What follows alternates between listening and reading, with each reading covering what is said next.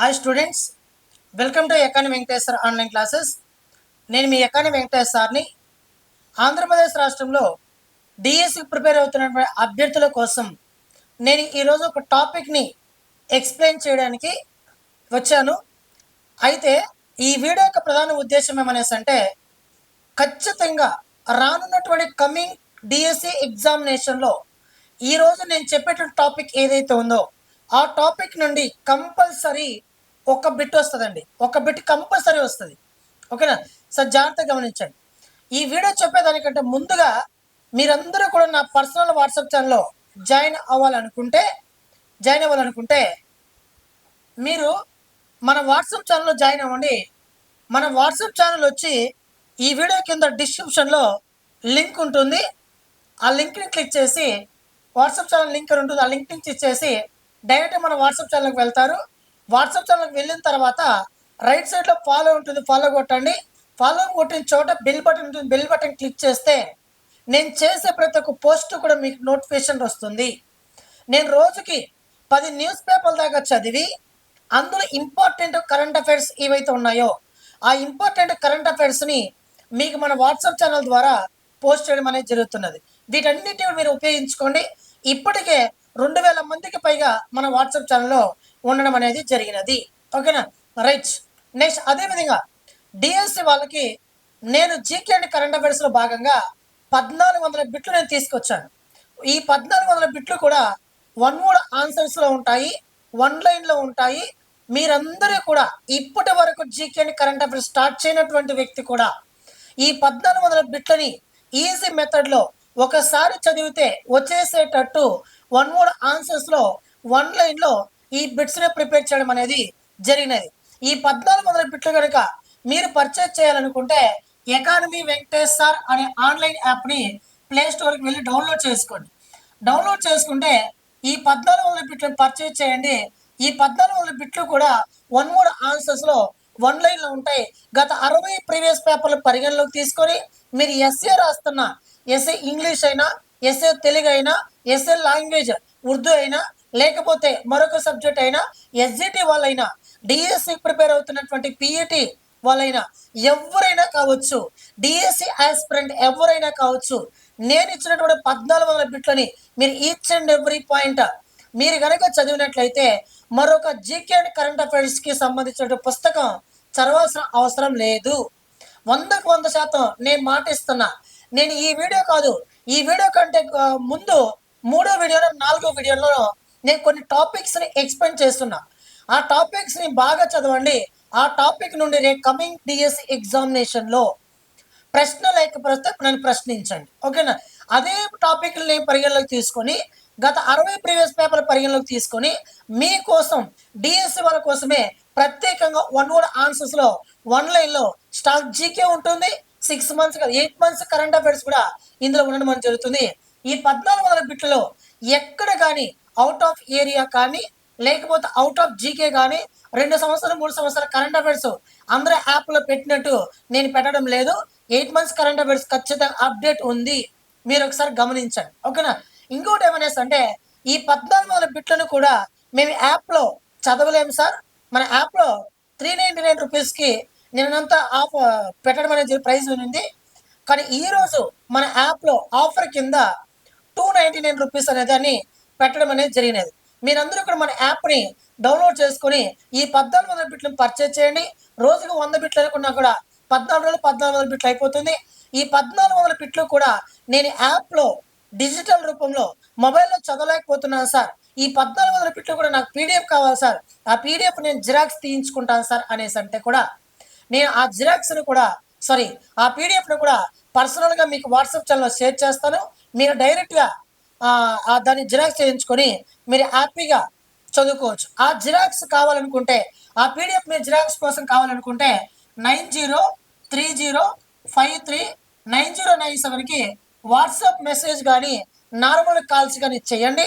మీకు 100కు 100% ఖచ్చితంగా బిట్టుపడే విధంగా ఆ క్వశ్చన్ ప్రిపేర్ చేయడం అనేది జరిగినది.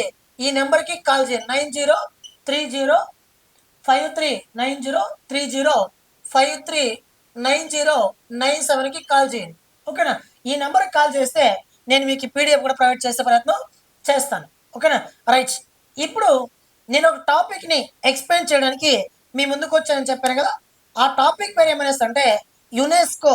యునెస్కో అనేసి అంటే United Nations education scientific and cultural organisation. UNESCO అనగా ఓకేనా. ఈ యునెస్కో ఐక్యరాజ్య సమితి అనుబంధ సంస్థ అని మీకు అందరికీ కూడా తెలిసిందే. ఐక్యరాజ్య సమితి అనుబంధ సంస్థ. ఇది 1945 నవంబర్ 16వ తారీఖున ప్యారిస్ కేంద్రంగా ఏర్పాటైంది. దీనికి ప్రధాన కార్యం ఎక్కడుంది? ప్యారిస్లో ఉంది. ప్యారిస్ ఎక్కడ ఉంది అంటే ఫ్రాన్స్ దేశంలో ఉంది. ఫ్రాన్స్ దేశంలో ఉంది. ప్రస్తుతం ఫ్రాన్స్ దేశ అధ్యక్షుడిగా ఇమ్మాన్యుయల్ మ్యాక్రాన్ కొనసాగుతున్నారు. 2023 ఇయర్లో మన భారతదేశ గణతంత్ర దినోత్సవ వేడుకలకు ముఖ్య అతిథిగా హాజరైన వ్యక్తి ఫ్రాన్స్ దేశ అధ్యక్షుడు ఇమ్మాన్యుయల్ మ్యాక్రాన్ గారు. ఈ యునెస్కో ఏదైతే ఉందో ఐక్యరాజ్య సమితి యునెస్కో మన భారతదేశానికి సంబంధించి ప్రపంచంలో అన్ని దేశాలకు సంబంధించి ఎక్స్పెషల్లీ మన భారతదేశం చూద్దాం. మన భారతదేశానికి సంబంధించినటువంటి మన భారతదేశ సంస్కృతికి, మన భారతదేశ సాంప్రదాయానికి, మన భారతదేశ కట్టుబాట్లకు, మన భారతదేశ చరిత్రకు నిలువుటద్దంగా నిలిచినటువంటి పురాతనమైన దేవాలయాలు, పురాతనమైన కట్టడాలు, మట్టి దిబ్బలు, శాసన స్థలాలు, అదేవిధంగా గుహలు, కొన్ని సమాధులు, వీటన్నిటినీ కూడా యునెస్కో 4 రకాలుగా గుర్తిస్తూ వస్తుంది. ప్రతి దేశము గుర్తిస్తుంది.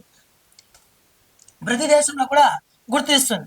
అలా మన భారతదేశంలో ఉన్నటువంటి పురాతనమైన దేవాలయాల్ని, పురాతనమైన కట్టడాల్ని 4 రకాలు గుర్తిస్తుందని చెప్పాను. ఒకటి యునెస్కో ప్రపంచ వారసత్వ కట్టడాల జాబితా మొదటిది.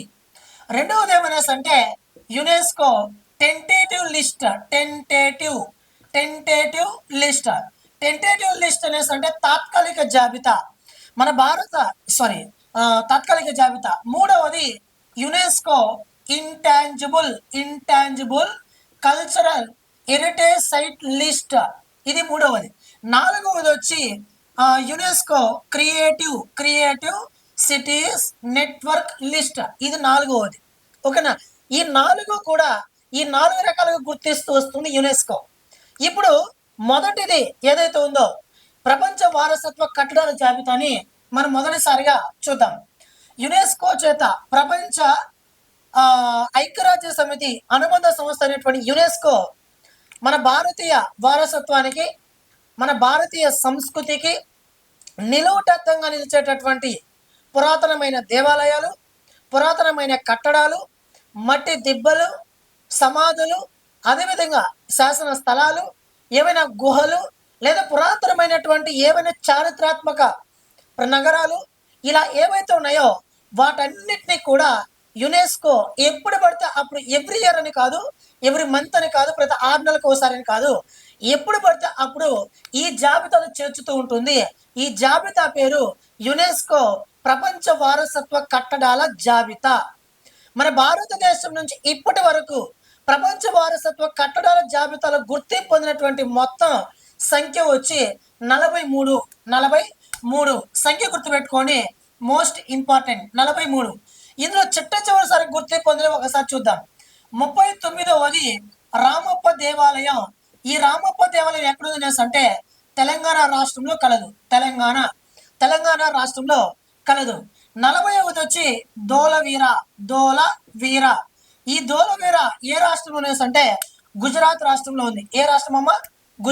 గుజరాత్ రాష్ట్రంలో ఉంది. నెక్స్ట్ 41 వచ్చి శాంతినికేతన్ యూనివర్సిటీ, ఇది వెస్ట్ బెంగాల్ రాష్ట్రంలో ఉంది. 42వది ఓయసాల దేవాలయాలు, ఇది కర్ణాటక రాష్ట్రంలో ఉంది. కర్ణాటక రాష్ట్రంలో కూడా ఈ ఓయసాల దేవాలయాలు 3 ప్రాంతాల్లో ఉన్నాయి. ఒకటి బేలూరు అనే ప్రాంతంలో, 2 అలిబీడు అనే ప్రాంతంలో, 3 సోమనాథ్పుర అనే ఈ 3 ప్రాంతాల్లో కర్ణాటక రాష్ట్రంలో ఓయసాలుల చేత నిర్మించబడినటువంటి ఓయసాల దేవాలయాలు మన భారతదేశం నుండి యునెస్కో చేత 42వ ప్రపంచ వారసత్వ కట్టడ జాబితాగా గుర్తింపు పొందింది. 43వది చిట్ట చివరిసారి గుర్తింపు పొందినది అనేసి అంటే అహోమ్స్ డైనాసిటీ అంటే అహోమ్ రాజవంశీయుల కాలంలో గుర్తింపు పొందినది చెరైదియో మైదాన్స్ అనే ఒక మట్టి దిబ్బలు గుర్తింపు పొందాయి. ఇవి ఎక్కడున్నాయనే అంటే అస్సాం రాష్ట్రంలో కలదు. ఇవి మన భారతదేశంలోని యునెస్కో చేత గుర్తింపు పొందినటువంటి మొత్తం ప్రపంచ వారసత్వ కట్టడాల జాబితా సంఖ్య. ఓకేనా. నెక్స్ట్ అదేవిధంగా మన రెండవది యునెస్కో చేత గుర్తింపు పొందినటువంటి టెంటేటివ్ లిస్ట్ జాబితా మన భారతదేశం నుండి ఎన్ని ఉన్నాయో మనం ఒకసారి పరిశీలిస్తే టెంటేటివ్ లిస్ట్ జాబితాలో మన భారతదేశం నుండి ఇప్పటి వరకు గుర్తింపు పొందినటువంటి మొత్తం వచ్చి 62 మిత్రమా, 62. ఇప్పటి వరకు ఈ రోజు వరకు చూసుకుంటే ఈ 62లో కూడా చిట్ట చివరిసారి గుర్తింపు పొందినవి ఈ టెంటేటివ్ లిస్ట్ జాబితాలో మన భారతదేశం నుంచి 6. ఈ 6 కూడా రీసెంట్గా గుర్తింపు పొందినవి ఎప్పుడైనా అంటే 2025 మార్చ్ 7వ తారీఖున యునెస్కో చేత గుర్తింపు పొందినటువంటి తాత్కాలిక జాబితా గుర్తింపు పొందినవి. ఈ చిట్టసారి గుర్తింపు పొందినవి మొదటి 6 కనుక చూస్తే ముడుమాల నిలువరాళ్ళు ఇది ఎక్కడుందనే అంటే తెలంగాణ రాష్ట్రం, తెలంగాణ. రెండవది వచ్చి కంగేరి వ్యాలీ నేషనల్ పార్క్, ఇది ఛత్తీస్గఢ్ రాష్ట్రంలో ఉంది. మూడవది వచ్చి గుప్తుని దేవాలయాలు ఇది ఎక్కడుందనే అంటే నార్త్ ఇండియా, ఉత్తర భారతదేశంలో ఉన్నాయి. నాలుగవది వచ్చి అశోకుని స్తూపాలు, అశోకుని శాసన స్థలాలు ఇవి ఎక్కడ ఉన్నాయో సరే అంటే వివిధ రాష్ట్రాలలో ఉన్నాయి. నెక్స్ట్ అదేవిధంగా చౌసత్ యోగిని దేవాలయాలు ఇవి ఎక్కడ ఉన్నాయో అంటే వివిధ రాష్ట్రాలలో కొనసాగుతున్నాయి. నెక్స్ట్ ఆరవది వచ్చి అశోకుని దేవాలయాలు, చెరుగు దేవుని దేవాలయాలు, అదేవిధంగా మనకి గుప్తుని దేవాలయాలు, అశోకుని దేవాలయాలు, కంగేరి వ్యాలీ నేషనల్ పార్కు, మధుమాల నిలువరాలు, బుందేమాల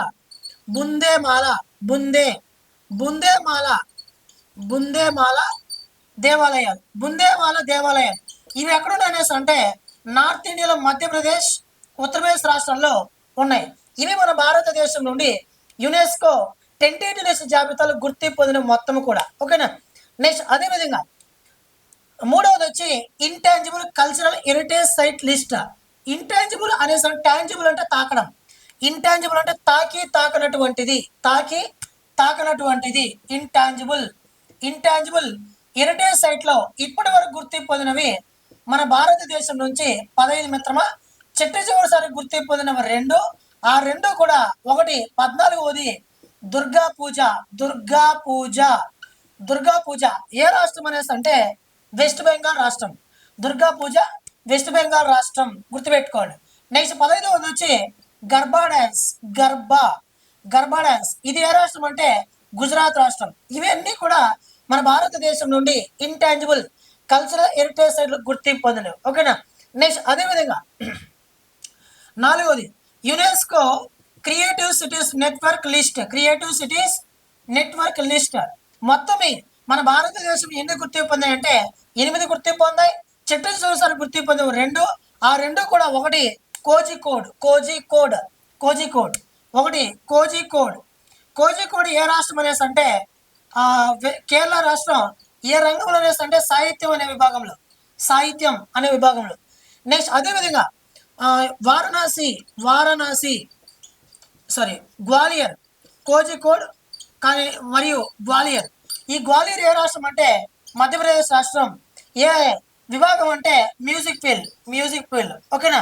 ఇవి మన భారతదేశం నుండి యునెస్కో చేత గుర్తింపు పొందినటువంటి ప్రపంచ వారసత్వ కట్టడాల జాబితా 43, intangible cultural heritage sites 15, tentative list జాబితాలు 62, యునెస్కో క్రియేటివ్ సిటీస్ నెట్వర్క్ జాబితాలు ఇప్పటి వరకు మన భారతదేశం నుంచి గుర్తింపు పొందినవి 8.